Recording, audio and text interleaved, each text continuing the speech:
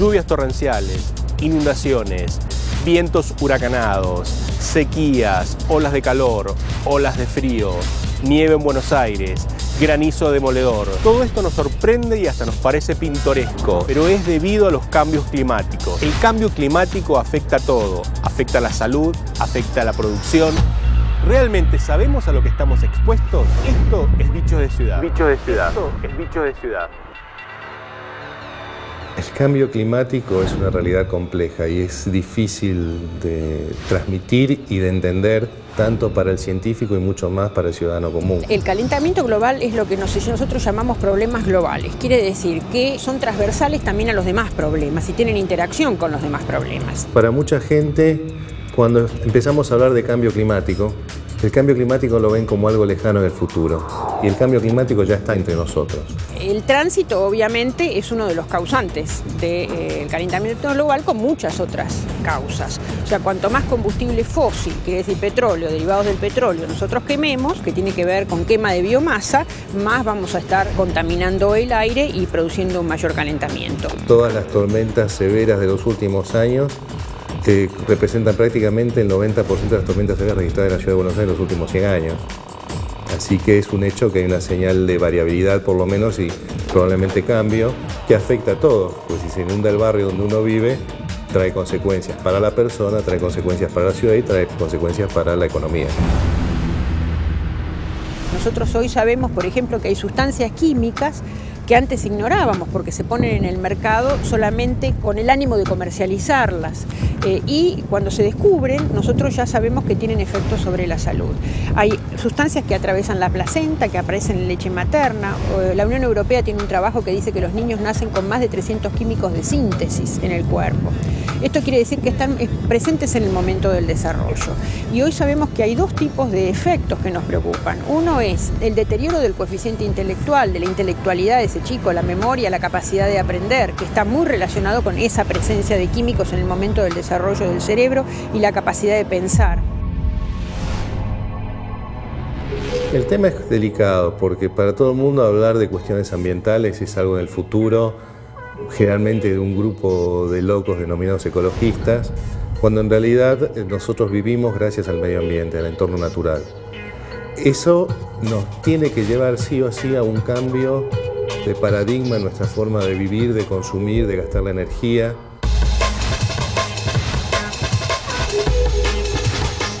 Si ese cambio no se da en un tiempo razonable, algunos hablan de acá a 10, 15 años, la naturaleza misma no va a forzar a hacer el cambio.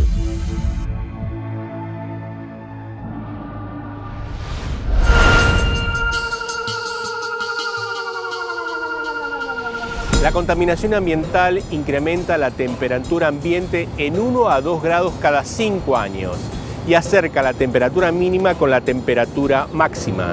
Las mayores fuentes de contaminación son el tránsito automovilístico y las fábricas, que conjuntamente con la tala de los árboles y la contaminación de los océanos hacen más difícil la purificación del aire.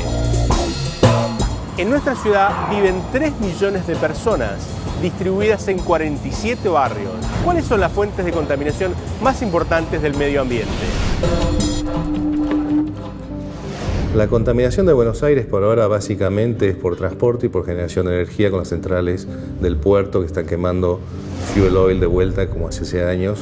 En general hay fuentes fijas y móviles, de eso se habla cuando se habla de contaminación del aire. Las fuentes móviles son el tránsito automotor. El tránsito automotor en la última década ha crecido mucho en Argentina en general y en las grandes ciudades porque ha aumentado mucho el parque automotor, pero también ha aumentado lo que se llama el flujo, o sea, la cantidad de vehículos que transitan. La ciudad cuenta con un parque automotor de casi 2 millones de autos. A esto se le suman 40.000 taxis, 10.000 colectivos y más de 1 millón de autos que entran de la provincia. O sea que más de 3 millones de autos circulan a diario. La mayoría de los especialistas coinciden que el tránsito es la mayor fuente de contaminación ambiental. Acá en el microcentro porteño, si nos paramos y medimos la contaminación ambiental, vamos a ver que hay 14 partículas de monóxido de carbono por millón, cuando la Organización Mundial de la Salud nos dice que lo ideal es 9 partículas por millón. Las zonas más contaminadas son las del micro y macrocentro, y en particular donde hay mayor circulación de tránsito. Porque lo que mostró el mapa de ruido de la ciudad que se confeccionó por primera vez el año pasado es que la fuente principal de contaminación, tanto en materia de aire como en materia de ruido, es el tránsito vehicular. Y en particular las principales fuentes móviles son camiones colectivos y en el caso de ruido se agrega el tema de motos. Desde hace unos meses el gobierno de la Ciudad de Buenos Aires viene haciendo controles periódicos en las zonas de mayor circulación automotor. Los resultados en Pacífico, Parque Centenario y desde ya el microcentro hablan de una falta de conciencia por parte de los conductores. De los controles realizados se ha verificado que el 10% de los vehículos controlados tienen algún nivel de infracción, ya sea sobre ruido o sobre aire. En cuanto a las fuentes fijas, las más perjudiciales son la quema de basura a cielo abierto y las industrias que se encuentran en la zona sur de la ciudad. La contaminación industrial obviamente está creciendo. Buenos Aires de todas maneras tiene una gran ventaja, que es una ciudad bastante ventilada comparada con Ciudad de México, con Ciudad de Santiago de Chile. Sí tenemos un fenómeno muy particular que son los llamados cañones urbanos, que son las calles con edificios de 10, 20 pisos en promedio en las grandes avenidas de Buenos Aires, que eso genera un microclima de contaminación local por falta de circulación de aire. Argentina, como de costumbre, tiene ventajas. Porque la ciudad de Buenos Aires está al lado del río, por lo tanto la contaminación del aire específicamente es diluida cuando entran los vientos del sudeste, como son los más frecuentes en la ciudad de Buenos Aires. Que el viento disipe la contaminación del aire no quiere decir que no se emita. Claro. Lo que está haciendo el viento es transportando los contaminantes del aire a otros lugares. A veces los lleva hacia el interior y a veces los saca de la ciudad, ¿no? Depende del viento.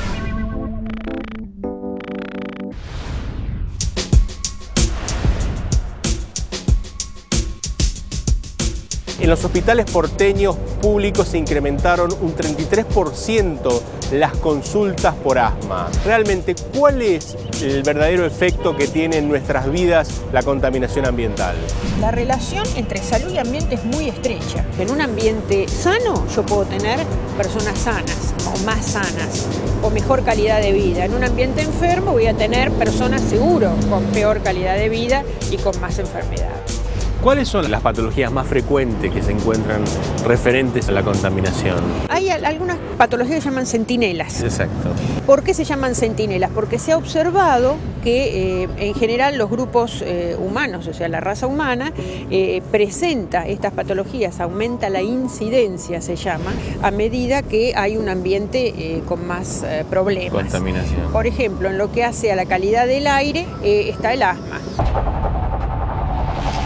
Aunque el impacto adverso de la contaminación es indudable, faltan acciones públicas para encarar causas y efectos. Un estudio del Hospital Argerich detectó que en la zona sur de la ciudad hay más de 70 sustancias químicas puras contaminantes que son muy nocivas para la salud de la población. Así lo corroboran los pacientes que con sintomatología similar asisten al Argerich para tratarse. Nosotros sabemos que la contaminación existe porque vemos pacientes, chicos que vienen con enfermedades relacionadas con la contaminación ambiental. La incidencia en esta zona de chicos con enfermedades respiratorias es muy alta, mucho más alta que en otras zonas de la ciudad, con dermatosis porque juegan en zonas del riachuelo donde está el agua contaminada. La contaminación en esta zona es por aire, por tierra y por agua. María tiene 3 hijos. Todos asmáticos. Diariamente tiene que tomar muchos recaudos para que la vida cotidiana de los chicos sea llevadera. Y los chicos son víctimas de todo lo que pasa en la ciudad. Joel fue el que más sufrió. Tenía muchos broncoespasmos, usaba muchos corticoides. Estaba cansado, me decía, mami, no quiero ir a pincharme más. Porque cuando agarra una crisis de asma la criatura, tose, está ahogado y casi sentado lo tenés que tener. Es desesperante hasta para él mismo. Si no hubiera tanta contaminación, ellos no se enfermarían tanto. Vivir en Buenos Aires con la contaminación que hay es un tema. Buenos Aires es una ciudad relativamente húmeda, no tan húmeda como creen los porteños, pero con los factores de irritación de las vías respiratorias, después se disparan ciertas reacciones alérgicas que pueden ser alérgicas a los árboles llamados plátanos, a los otros tipos de árboles, a los animales, a la comida. O sea, La contaminación es un disparador de reacciones alérgicas en muchos casos. Pero eso nos hizo a nosotros pensar en que realmente había que encarar el tema del medio ambiente y las enfermedades que producía la contaminación ambiental, porque el riachuelo lo tenemos acá a 5 cuadras. Cuando los chicos son pequeños, las enfermedades que más los afectan en general son las enfermedades diarreicas y respiratorias, que están también directamente relacionadas con el ambiente. Antes una diarrea de un chico era porque había comido algo que le había quedado mal. Hoy la diarrea de un chico hay que pensar. Lilian, ¿y qué relación hay entre lo que es contaminación y cáncer? Si nosotros pasamos de esa edad tan vulnerable de los primeros años de vida y nos encontramos con que la segunda causa de muerte, porque la primera después de los 10 años son los accidentes, después de esa viene el cáncer infantojuvenil. Donato, ¿cuál es el elemento o el factor que más existe en el medio ambiente? Nosotros lo que hemos detectado que fue un factor de alarma fue que tuvimos varios pacientes que consultaron, digamos, por irritación traqueobronquial, se le hizo dosaje de ácido hipúrico, que es un metabolito en orina de los bencenos, que es un contaminante volátil, y hemos tenido pacientes con altas concentraciones de ácido hipúrico, que lo hicimos a través de un convenio con la Facultad de Farmacia y Bioquímica. Entre los focos contaminantes principales, la zona sur tiene el polo petroquímico de Dock Sud, desde ya el riachuelo, los cementerios de chatarra y basurales, los transformadores con PCB y la red de tránsito pesada que atraviesa La Boca y Barracas. Algunos de los contaminantes principales son el plomo, el benceno, el tolueno, cuya acción sobre el organismo se acumula a lo largo de los años y provoca numerosos síntomas, algunos de mucha gravedad. Mi paciente se acerca a la dirección, yo era director de hospital, y me comenta que había una torre en el barrio Catalina Sur, donde había una gran cantidad de pacientes, de vecinos que se habían muerto de cáncer. Y que ellos lo relacionaban con las emanaciones que vienen del polo petroquímico, de las curtiembres, de las empresas petroquímicas y demás. ¿Esto es secundario a las petroleras o a los No, esto en realidad, insisto, no se puede dar con certeza, porque hay varias fuentes de bencenos y no solo las petroleras, pero las petroquímicas sí. Los vecinos de Barracas conviven con esta cementera que se ha instalado hace 10 años. A partir de ese momento se han incrementado en forma notable los casos de personas con problemas respiratorios. Al trasladarse esta cementera acá, que antiguamente era Cemex y ahora es Lomax, el cemento que estaba permanentemente en suspensión en el aire lo fuimos aspirando todos los vecinos. Contame, ¿qué problemas de salud encontraron? Problemas de broncoespasmos, asma y bueno, alergias. Las plantas, no hay plantas que crezcan, no hay pájaros que antes había. Es decir, claro, es una agresión al ecosistema terrible. Y ahí podés ver, mirá el cemento en la... No es tierra, es verdad. Esto es cemento, viejo. Esto lo aspiramos y va a nuestros alvéolos pulmonares. Yo pienso de que a nadie se lo pueden recomendar esto. Puntualmente en tu familia, ¿qué es lo que pasó? En mi familia tengo mis 2 hijas con problemas asmáticos, mi esposa con problemas alérgicos bronquiales y yo tuve un problema importantísimo de pulmón que era muy factible que pueda ser atribuible a esta cementera. Y esto afecta a todas las cuadras sobre Australia y todo el barrio. Esto afecta a las cuadras que están próximos a esto y a todo el barrio, porque esto está en suspensión y vuela por todos lados. En el siglo XVIII, la mayoría de la población mundial vivía en forma aislada en pequeñas poblaciones. A partir de 1950 nos empezamos a juntar en ciudades, en megaciudades. Hoy por hoy, el 80% de la población mundial vive hacinada. ¿Realmente sabemos el costo que tiene vivir en una megaciudad? Todo el mundo quiere vivir en la ciudad.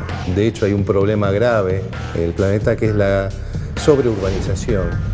Buenos Aires es una megaciudad. Las megaciudades tienden a ser más difíciles de sobrellevar. La calidad de vida es muy distinta. Diría que es prácticamente imposible llegar a la calidad de vida de una ciudad intermedia o mediana a grande en una megaciudad, por el tema de las distancias, los tiempos de tránsito que uno pierde, lo difícil que se hace controlar a tanta gente que en esos números que hablamos de 10, 15 millones de personas se vuelve un número y un anónimo, mientras que una ciudad más chica es una persona.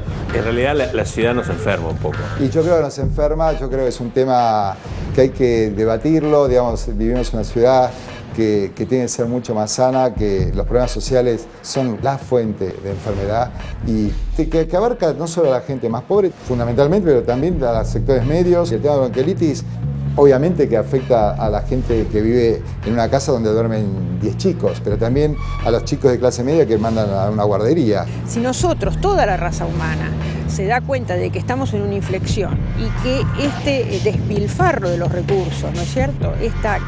No ocuparme de mí, pero no del de al lado, o sea, hacer ruido cuando paso con el colectivo, tener un auto que emite gases sin ningún tipo de control. Eso es responsabilidad del que maneja el auto, ¿no es cierto? Es una responsabilidad individual. También está la responsabilidad del Estado. Todos tienen que actuar juntos para poder cambiar el estilo de vida.